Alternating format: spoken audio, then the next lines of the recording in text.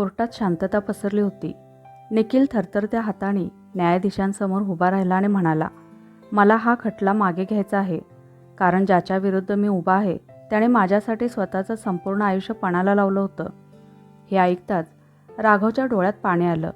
पण काही महिन्यांपूर्वी हाच निखिल आपल्या मोठ्या भावाचं तोंडही पाहायला तयार नव्हता. 30 वर्षांपूर्वींचा काळ.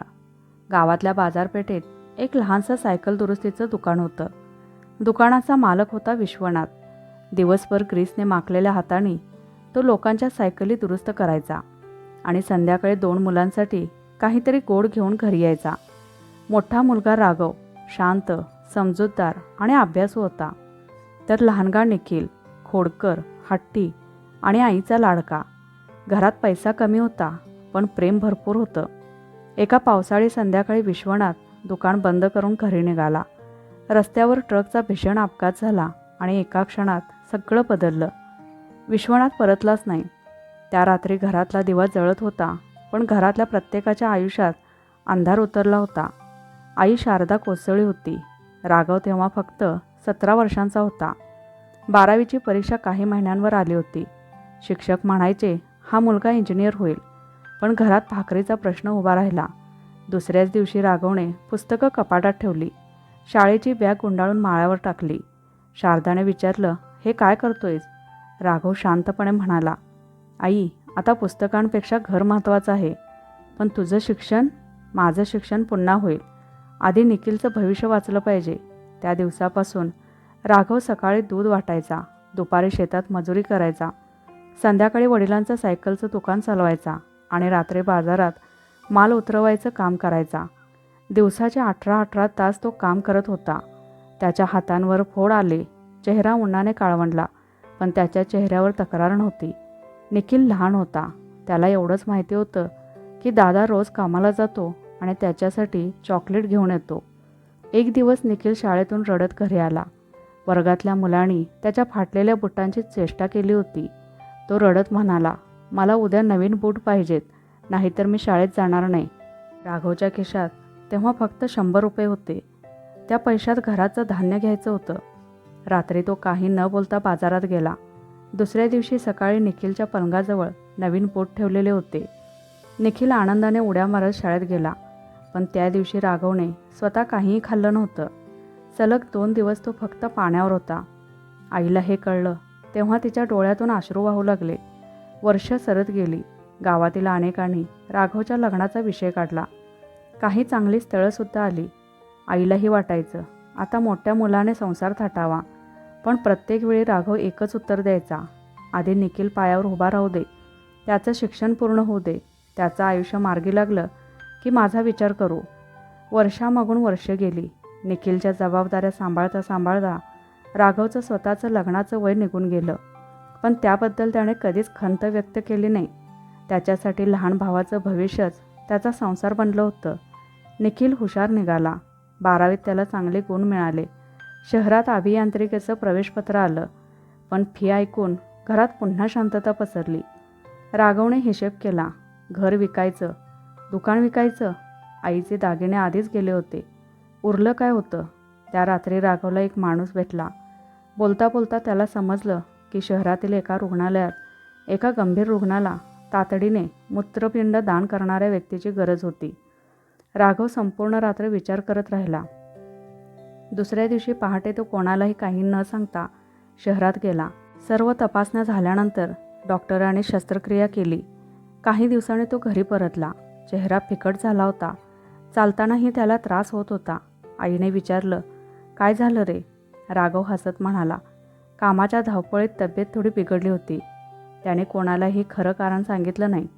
शस्त्रक्रियेनंतर मिळालेली संपूर्ण रक्कम त्याने निखिलच्या अभियांत्रिकी कॉलेजची फी भरण्यासाठी वापरली. फी भरल्याची पावती हातात घेताना त्याच्या चेहऱ्यावर समाधान होतं. कारण त्याच्यासाठी स्वतःचं आयुष्य महत्त्वाचं नव्हतं, तर लहान भावाचं भविष्य महत्त्वाचं होतं. निखिल म्हणाला, दादा, तू इतके पैसे कुठून आणलेस? राघव हलकसा हसला. जुना हिशोब होता, संपवला. एवढंच बोलून तो दुसरीकडे निघून गेला. कारण त्याच्या चेहऱ्यावरचा थकवा लपवणं सोपं होतं, पण मनातलं सत्य लपवणं फार कठीण होतं. तरीही त्याने ते कोणालाच कधीच सांगितलं नाही. शहरात जाऊन निखिल शिकू लागला. सुरुवातीला तो दररोज फोन करायचा, नंतर आठवड्यातून एकदा, मग महिन्यातून एकदा. हळूहळू त्याच्या बोलण्यात शहराची भाषा आली. कपडे बदलले, मित्र बदलले, विचार बदलले. एका दिवशी त्याने फोनवर सहज विचारलं, दादा, गावात अजूनही तेच दुकान चालवतोस? राघव हसत म्हणाला, हो, तेच दुकान आपल्याला अजूनही 2 वेळचं जेवण देतं. निखिल शांत झाला. कॉलेज पूर्ण झालं. मोठ्या कंपनीत नोकरी मिळाली. पहिला पगार आला. गावात सगळे म्हणत होते, आता राघवचे दिवस बदलणार. राघव मात्र नेहमीसारखा सकाळी दुकान उघडून बसला होता. काही दिवसांनी निखिल मोठ्या कारमधून गावात आला. त्याच्यासोबत त्याच्या ऑफिसमधले मित्रही होते. त्यांनी दुकानाकडे पाहिलं आणि एकमेकांकडे बघून हसले. निखिलने त्यांना सांगितलं, हे आमच्या गावातलं जुनं दुकान आहे. त्याने माझ्या दादाचं दुकान हे शब्द उच्चारलेच नाहीत. राघवने ते ऐकलं. क्षणभर त्याच्या चेहऱ्यावरची स्मितरेषा हलली, पण पुढच्या क्षणी तो पुन्हा ग्राहकाच्या सायकलचं चाक सरळ करण्यात गुंतला. त्या संध्याकाळी शारदाने विचारलं, मनाला लागलं ना? राघव शांतपणे म्हणाला, आई, शहरात राहणारे माणसं कधीकधी गाव लपवतात, पण मला खात्री आहे माझा भाऊ मला कधीच लपवणार नाही. राघवला माहिती नव्हतं, वेळ बदलत होती आणि बदलत्या वेळेसोबत निखिलच्या मनातही काहीतरी बदलत होतं, जे एके दिवशी फक्त भावाचं मनच नाही तर संपूर्ण कुटुंबाचं आयुष्य उद्ध्वस्त करणार होतं. निखिलची नोकरी लागून 2 वर्ष झाली होती. शहरात त्याने स्वतःचं वेगळं जग उभं केलं होतं. मोठं ऑफिस, चांगला पगार, नवीन मित्र, मोठ्या लोकांमध्ये उठबस, या सगळ्यात गाव, दुकान आणि राघव हळूहळू त्याच्या आयुष्याच्या मागच्या पानावर जाऊ लागले. पण राघवच्या दिवसात मात्र काहीच बदल झाला नव्हता. सकाळी दुकान उघडायचं, दुपारी आईला औषधं द्यायची, संध्याकाळी घरचा खर्च भागवायचा आणि रात्री दुसऱ्या दिवसाचा विचार करत झोपायचं. त्याने कधीही निखिलकडे पैशांची मागणी केली नाही. उलट प्रत्येक फोनवर तो एकच प्रश्न विचारायचा, जेवण वेळेवर करतोस ना? एके दिवशी निखिलचा फोन आला. आवाजात उत्साह होता. दादा, माझं लग्न ठरलंय. राघवच्या चेहऱ्यावर आनंद फुलला. खरंच? कोण आहे मुलगी? तिचं नाव मृणाल, आमच्या ऑफिसमध्येच काम करते. खूप छान, मग आता तयारीला लागायला हवं. निखिल काही क्षण शांत राहिला, मग म्हणाला, दादा, लग्न शहरात होणार आहे, मोठ्या हॉटेलमध्ये. तिच्या घरच्यांची तशी इच्छा आहे. ठीक आहे, आनंदात करा. आणि एक गोष्ट, बोल. तू दुकानातले कपडे घालून येऊ नकोस, मी तुझ्यासाठी सूट पाठवतो. राघव हसला. अरे, मला सूट कशाला? दादा, तिथे सगळे मोठे लोक असतील, माझी इमेज आहे. त्या एका शब्दाने राघवच्या मनात काहीतरी तुटलं, पण त्याने ते आवाजात येऊ दिलं नाही. ठीक आहे रे. लग्नाची तयारी सुरू झाली. राघवने दिवसरात्र मेहनत करून लग्नासाठी पैसे जमवले. निखिलला काही कमी पडू नये म्हणून त्याने दुकानातील अनेक वर्षांची काही महागडी साधनंसुद्धा विकली. आईला त्याची कल्पना नव्हती. लग्नाच्या दिवशी राघव वेळेआधीच हॉटेलमध्ये पोहोचला. अंगात निखिलने पाठवलेला सूट होता, पण पायात मात्र त्याचे जुनेच बूट होते. हॉटेलमध्ये सगळीकडे रोषणाई होती. मोठमोठे उद्योगपती, अधिकारी, डॉक्टर, व्यावसायिक आले होते. राघव शांतपणे एका कोपऱ्यात उभा राहिला. निखिल पाहुण्यांचं स्वागत करत होता. त्याच्या काही मित्राने राघवकडे पाहिलं आणि विचारलं, हे कोण? निखिल क्षणभर थांबला, मग म्हणाला, आमच्या गावाकडचे, ओळखीचे आहेत. राघवच्या कानावर ते शब्द स्पष्ट पडले. त्या क्षणी त्याला वाटलं कोणीतरी गर्दीतून त्याच्या छातीत सुराख उपसला, पण तरीही त्याने चेहऱ्यावर हसू ठेवले. लग्न सुरळीत पार पडलं. रात्री सगळे निघून गेल्यावर राघव एकटाच खुर्च्या आवरत होता. तेव्हा मृणाल तिथे आली. ती शांतपणे म्हणाली, तुम्ही राघव दादा ना? तो हसला. हो.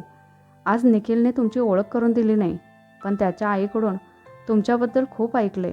राघव काही बोलला नाही. मृणाल पुढे म्हणाली, एखाद्या माणसाच्या यशामागे दुसऱ्याचा त्याग असतो, हे मला माहिती आहे. राघवने फक्त विषय बदलला. तुम्ही दोघं सुखी राहा, माझ्यासाठी तेवढंच पुरेसं आहे. लग्नानंतर निखिल आणि मृणाल शहरात राहू लागले.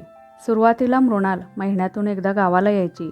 आईची चौकशी करायची, राघवशी आदराने बोलायची.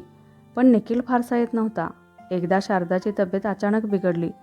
रात्री तिला श्वास घ्यायला त्रास होऊ लागला. राघवने पावसात तिला पाठीवर घेऊन जवळच्या दवाखान्यात नेलं. डॉक्टरांनी सांगितलं मोठ्या हॉस्पिटलमध्ये न्यावं लागेल. राघवने निखिलला फोन केला. फोन उचलला गेला नाही. पुन्हा केला. पुन्हा नाही. तिसऱ्यांदा फोन बंद झाला. शेवटी त्याने कोणाकडून तरी पैसे उसने घेतले आणि आईला शहरात दाखल केलं. दुसऱ्या दिवशी दुपारी निखिल आला. चेहऱ्यावर काळजीपेक्षा चिडचिड जास्त होती. दादा, ऑफिसमध्ये महत्त्वाची मीटिंग होती. एवढे फोन का करत होतास? राघव शांतपणे म्हणाला. आईची तब्येत बिघडली होती. निखिलने आईकडे पाहिलं आणि पुन्हा मोबाईलमध्ये बघू लागला. शारदाने ते पाहिलं पण काही बोलली नाही. काही दिवसांनी आई बरी झाली. घरी परतल्यावर एका संध्याकाळी तिने राघवला विचारलं, तू कधी स्वतःसाठी जगणार? राघव हसला. माझं जगणं म्हणजे तुम्ही दोघं. शारदाच्या डोळ्यात पाणी आलं. ती काही बोलणार इतक्यात बाहेर एक आलिशान कार येऊन थांबली. निखिल उतरला. त्याच्या चेहऱ्यावर एक वेगळाच आत्मविश्वास होता. घरात येताच तो म्हणाला, दादा, आता हे जुनं घर आणि दुकान विकून टाकूया. इथे काही भविष्य नाही. त्या जागेवर मोठा प्रोजेक्ट येणार आहे. आपल्याला खूप पैसे मिळतील. राघवने शांतपणे उत्तर दिलं. हे घर बाबांच्या आठवणीचं आहे आणि हे दुकान माझ्यासाठी फक्त दुकान नाही. निखिलचा चेहरा कठोर झाला. आठवणी खाऊन कोणी जगत नाही दादा, पैसा लागतो. राघव त्याच्याकडे पाहत राहिला. त्याला पहिल्यांदाच जाणवलं, त्याच्यासमोर उभा असलेला माणूस त्याचा लहान भाऊ दिसत होता, पण त्याच्या मनातला तो निखिल कुठेतरी हरवून गेला होता. निखिलच्या त्या प्रस्तावानंतर घरात एक विचित्र शांतता पसरली. राघवने विषय तिथेच थांबवला, पण निखिल थांबणाऱ्यांपैकी नव्हता. दुसऱ्याच आठवड्यात तो पुन्हा आला. यावेळी त्याच्यासोबत 2 अनोळखी माणसं होती. त्याने घराभोवती फेरफटका मारला, दुकानाचं मोजमाप केलं आणि जमिनीबद्दल आपापसात चर्चा सुरू केली. राघव दुकानातून बाहेर आला आणि शांतपणे विचारलं, हे कोण? निखिल सहजपणे म्हणाला, बिल्डरचे लोक आहेत. आधी जागा बघतायत. राघवच्या चेहऱ्यावरचं हसू पहिल्यांदाच पूर्णपणे नाहीसं झालं. तो म्हणाला, मी अजून होकार दिलाच नाही. निखिलचा आवाज चढला. तुझा होकार नकार आता किती महत्त्वाचा आहे? ही मालमत्ता माझी आहे. राघव काही बोलला नाही. त्याने फक्त त्या माणसांना नम्रपणे सांगितलं, आज तुम्ही जा. घरचा निर्णय झाल्यावर बोलू. ते निघून गेले. पण निखिलचा राग तसाच होता. त्या रात्री आईने दोघांना एकत्र बसवलं. घरासाठी भांडू नका रे. तुमच्या बाबाने हे घर प्रेमाने उभं केलं. निखिल म्हणाला, आई, भावना वेगळ्या आणि वास्तव वेगळं. शहरात संधी मिळते, इथं बसून काही होणार नाही. राघव फक्त एवढंच म्हणाला, घर विकून मोठं होता येत असेल तर प्रत्येक श्रीमंत माणूस सुखी असता. काही दिवसांनी राघवला गावात कळलं की निखिलने बिल्डरकडून आगाऊ रक्कम घेतल्याची चर्चा सुरू आहे. त्याला विश्वास बसत नव्हता. त्याने निखिलला फोन केला, हे खरं आहे का? निखिल म्हणाला, व्यवहार पुढे न्यायचा असेल तर काही गोष्टी आधी कराव्याच लागतात. पण माझी परवानगी? दादा, तू कायम भूतकाळ जगतोस. फोन कट झाला. राघव बराच वेळ दुकानात एकटाच बसून राहिला. त्या दिवशी एका वृद्ध ग्राहकाची सायकल दुरुस्त करताना त्याच्या हातून पहिल्यांदाच चूक झाली. वृद्ध म्हणाला, काय रे, आज लक्ष कुठं आहे? राघव फक्त हसला. संध्याकाळी मृणाल एकटीच गावात आली. तिच्या चेहऱ्यावर चिंता होती. ती थेट राघवकडे आली आणि म्हणाली, दादा, मला तुमच्याशी बोलायचं आहे. दोघे दुकानाबाहेरच्या बाकावर बसले. मृणाल म्हणाली, निखिल खूप बदललाय. त्याला आता पैशांशिवाय काही दिसत नाही. मी त्याला खूप समजावलं पण तो ऐकत नाही. राघव शांतपणे म्हणाला, त्याला दोष देऊ नकोस. कधी कधी यश माणसाला बदलतं. मृणालच्या डोळ्यात पाणी आलं. तुम्ही त्याच्यासाठी एवढं केलं आणि तो? राघवने तिचं वाक्य मध्येच थांबवलं. त्याने माझ्यासाठी काही करावं म्हणून मी त्याच्यासाठी जगलो नव्हतो. मृणाला त्या शब्दाचं ओझं जाणवलं. ती निघून गेली. काही दिवसांनी गावात मोठी ग्रामसभा होती. त्याच दिवशी बिल्डरचे प्रतिनिधीही आले होते. अनेक गावकरी जमले होते. चर्चेदरम्यान निखिल अचानक उभा राहिला आणि सगळ्यांसमोर म्हणाला, हे घर आणि दुकान लवकरच पाडलं जाणार आहे. इथे नवीन कॉम्प्लेक्स उभा राहील. गावात कुजबूज सुरू झाली. राघव हळूहळू उठला. त्याने एकदाही आवाज चढवला नाही. तो फक्त म्हणाला, जोपर्यंत मी जिवंत आहे तोपर्यंत हे घर विकलं जाणार नाही. निखिल संतापला. मग लक्षात ठेव, मीही मागे हटणार नाही. त्या दिवसानंतर दोघांमध्ये बोलणंच बंद झालं. आईची तब्येत पुन्हा ढासळू लागली. तिला मुलांमधला दुरावा सहन होत नव्हता. एका रात्री ती राघवचा हात हातात घेऊन म्हणाली, माझं काही झालं तरी निखिलचा राग करू नकोस. राघवच्या डोळ्यात अश्रू आले. आई, तो माझा भाऊ आहे. त्याच्यावर रागवण्यापेक्षा मी स्वतःवर रागवेन. काही आठवड्याने शारदाचं निधन झालं अंत्यसंस्काराच्या वेळी राघव खंबीरपणे सगळं करत होता. निखिलही आला होता, पण दोघांनी एकमेकांकडे पाहिलंसुद्धा नाही. विधी संपल्यावर नातेवाईक जमले होते. तेव्हाच निखिल अचानक मोठ्याने म्हणाला, आता आई नाही, त्यामुळे घर विकायला काहीच अडचण उरलेली नाही. त्या शब्दाने सगळे थरारले. राघवने पहिल्यांदाच त्याच्या डोळ्यात डोळे घालून पाहिलं. त्याच्या चेहऱ्यावर दुःख होतं, राग नव्हता. तो शांतपणे म्हणाला, आज आईची चिता अजून पूर्ण थंड झाली नाही आणि तुला घराची किंमत आठवते? निखिलने कठोर आवाजात उत्तर दिलं. भावनाने आयुष्य चालत नाही. राघव काही बोलला नाही. तो घरात गेला. भिंतीवर टांगलेला बाबांचा जुना फोटो हातात घेतला. त्यावरील धूळ अलगद पुसली. त्याच्या चेहऱ्यावर एक निर्णय स्पष्ट दिसत होता. तो आता स्वतःसाठी नाही, तर त्या घराच्या सन्मानासाठी उभा राहणार होता. राघवने बाबांचा फोटो पुन्हा भिंतीवर लावला आणि शांतपणे अंगणात येऊन बसला. घरभर आईच्या आठवणींचा सुगंध अजूनही दरवळत होता. प्रत्येक भिंत, प्रत्येक वस्तू, प्रत्येक कोपरा त्याच्याशी बोलत असल्यासारखा वाटत होता. निखिल दुसऱ्या दिवशी सकाळीच शहरात निघून गेला. जाताना त्याने एवढंच म्हटलं, मी वकिलांमार्फत नोटीस पाठवतो. राघवने उत्तर दिलं नाही. काही दिवसांनी खरंच कोर्टाची नोटीस आली. घराच्या मालकीवर दावा दाखल करण्यात आला होता. गावभर चर्चा सुरू झाली. अनेकांनी राघवला समजावलं, तडजोड करून टाक, एवढं आयुष्य कष्ट केलंस, आता शांत राहा. पण राघव म्हणाला, मी पैशांसाठी लढत नाही, मी नात्यांच्या शेवटच्या श्वासासाठी उभा आहे. न्यायालयात पहिली तारीख पडली. दोन्ही भाऊ अनेक वर्षांनी समोरासमोर उभे होते. न्यायाधीशाने विचारलं, तडजोडीची शक्यता आहे का? राघवने निखिलकडे पाहिलं. त्याच्या नजरेत अजूनही प्रेम होतं. निखिलने मात्र निर्विकारपणे उत्तर दिलं, नाही. खटला पुढे गेला. त्या दिवसानंतर राघव पूर्वीपेक्षा अधिक शांत झाला.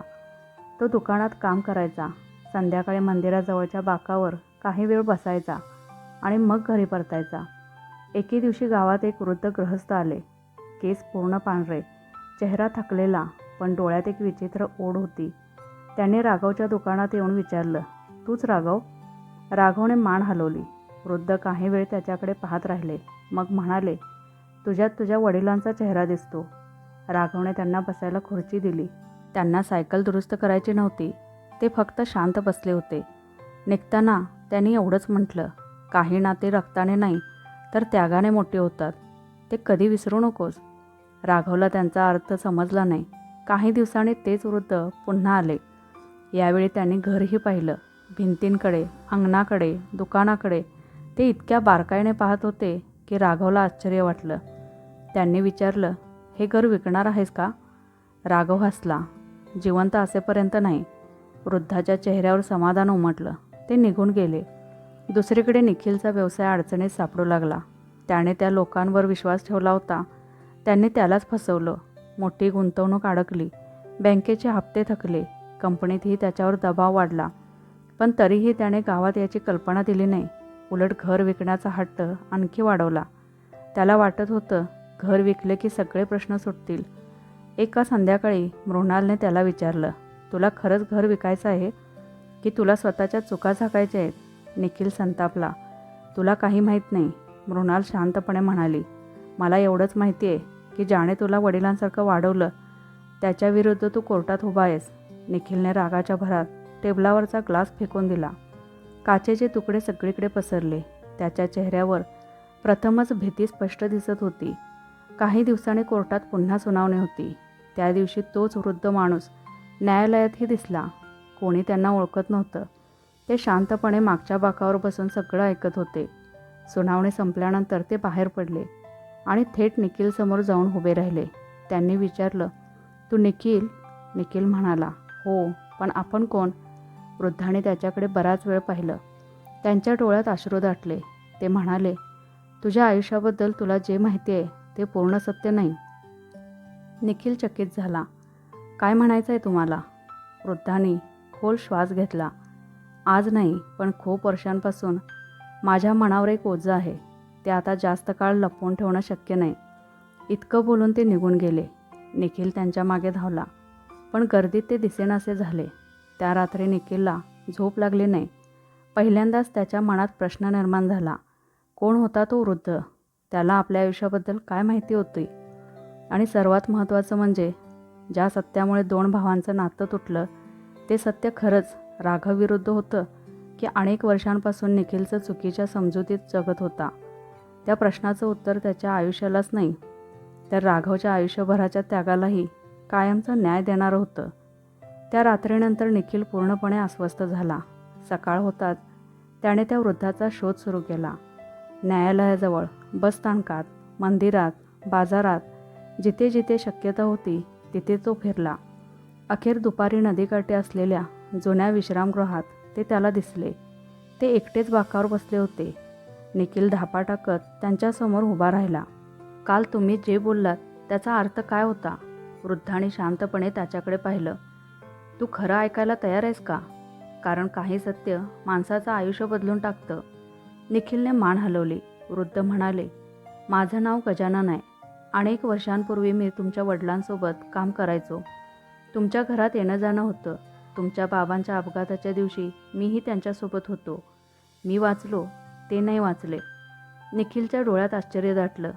गजानन पुढे म्हणाले, अपघातानंतर तुमच्या आईवर, तुझ्यावर आणि राघववर काय संकट आलं हे मी स्वतः पाहिलं. पण मला सर्वात जास्त आठवतो तो दिवस ज्या दिवशी राघवने स्वतःचं आयुष्य बदलून टाकलं. त्यांनी थोडा विराम घेतला. तुझ्या कॉलेजच्या फीचे पैसे कुठून आले हे तुला माहिती आहे? निखिल म्हणाला, दादाने सांगितलं होतं. जुने पैसे होते. गजानन हळूच हसले. ते खोटं होतं. त्या पैशांसाठी त्याने स्वतःच्या शरीराचा एक भाग गमावला.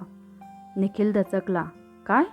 हो, एका मोठ्या व्यापाऱ्याच्या मुलाला तातडीने मूत्रपिंडाची गरज होती. राघवची तपासणी झाली. तो योग्य ठरला. त्याला बदल्यात मोठी रक्कम देण्यात आली. त्या काळात नियम इतके कडक नव्हते. त्याने ती रक्कम थेट तुझ्या शिक्षणासाठी भरली. घरी मात्र त्याने कोणालाच काहीच सांगितलं नाही. अगदी तुझ्या आईलासुद्धा नाही. निखिलच्या पायाखालची जमीन सरकली. त्याला आठवलं, त्या दिवसात दादा काही आठवडे सतत अशक्त दिसायचा. तो म्हणायचा जरा तब्येत बिघडली होती. निखिलला तेव्हा काहीच कळलं नव्हतं. गजानन म्हणाले, राघवने मला शपथ घातली होती, निखिलला कधी सांगू नको. त्याला उपकारांचं ओझं नको. म्हणून मी गप्प राहिलो. निखिलच्या डोळ्यातून अश्रू वाहू लागले. पण अजून धक्का बाकी होता. गजानन पुढे म्हणाले, तुला अजून एक गोष्ट माहिती नाही. तुझ्या बाबांच्या अपघातानंतर अनेकाने राघवला सांगितलं होतं, तू अजून लहान आहेस. निखिलला नातेवाईकांकडे ठेव. स्वतःचं आयुष्य वाचव. पण त्याने एकच उत्तर दिलं होतं, माझा भाऊ कुठेही जाणार नाही. त्याचा बाप मी आहे. निखिल रडू लागला. त्याच्या डोळ्यांसमोर एकामागून एक प्रसंग उभे राहू लागले. नवीन बूट, कॉलेजची फी, आईचे उपचार, स्वतःच्या लग्नात ओळखीचे आहेत असं म्हणणं, कोर्टात उभं करणं, घर विकण्याचा हट्ट. प्रत्येक आठवण त्याच्या छातीत काट्यासारखी रुतत होती. तो थेट गावाकडे निघाला. घरासमोर पोचला तेव्हा दुकान बंद होतं. शेजाऱ्याने सांगितलं, राघवदादा सकाळपासून दिसले नाहीत. निखिलच्या मनात धडधड वाढली. तो मंदिरात गेला, शेताकडे गेला, बसस्थानकात गेला. कुठेच राघव नव्हता. शेवटी तो नदीकाठी गेला. तिथे राघव एका दगडावर बसून पाण्याकडे पाहत होता. निखिल हळूहळू त्याच्याजवळ गेला. अनेक वर्षांनी त्याच्या तोंडून एक शब्द बाहेर पडला, दादा. राघवने मागे वळून पाहिलं. त्याच्या चेहऱ्यावर नेहमीचं शांत हसू होतं. निखिल त्याच्या पायाशी बसला आणि हमसून रडू लागला. मला माफ कर, मी तुला ओळखलंच नाही. मी आयुष्यभर चुकीचा होतो. राघवने त्याला उठवलं. अरे वेड्या, भाऊ कधी भावाची माफी मागत नाही. निखिल रडत म्हणाला, तू मला सगळं का नाही सांगितलंस? राघव हलकेच हसला. त्याग सांगितला की त्याची किंमत कमी होते. प्रेम मोजून दाखवायचं नसतं. दोघे एकमेकांना मिठी मारून बराच वेळ रडत राहिले. काही दिवसांनी न्यायालयात अंतिम सुनावणी होती. न्यायाधीशाने विचारलं, फिर्यादी काय म्हणतात? निखिल उभा राहिला. त्याचा आवाज थरथरत होता. माननीय न्यायालय, मला हा खटला मागे घ्यायचा आहे. हे घर माझ्या नावावर नको. या घरावर माझ्या दादाच्या त्यागाचा हक्क आहे. मी मालमत्तेसाठी आलो होतो.